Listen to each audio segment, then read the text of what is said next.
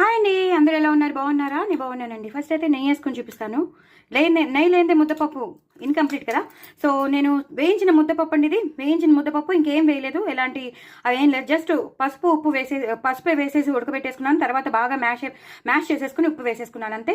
ఉట్టి ముద్దపప్పు చాలా చాలా టేస్టీగా ఉంటుంది, ఎందుకంటే బాగా వేయించేసాం కాబట్టి చాలా టేస్టీగా ఉంటుంది. ఇది పచ్చి పులుసు, వంకాయ పచ్చి పులుసు. ఏంటంటే మనం ఇలా కలుపుకోవాలండి. ఫస్ట్ ఆఫ్ ఆల్ నేను ఒక్కదాన్ని వీడియో తీస్తాను కాబట్టి నేను ఇక్కడ ముందరే వేసేసుకున్నాను. యాక్చువల్లీ ఇలా కలుపుకుని ఈ పచ్చి పులుసుని ఇందులో నంచుకోవాలి. ఇలా నంచుకుని ఒక్కొక్క ముద్ద పెట్టుకుంటే ఒక రేంజ్లో ఉంటుంది. ఇది దీని కాంబినేషన్ అండి. ఇది వంకాయ పచ్చిపులుసు కానీ ఉల్లిపాయ పచ్చిపులుసు కానీ ఈ ముద్దపప్పుకి కాంబినేషన్ అనమాట.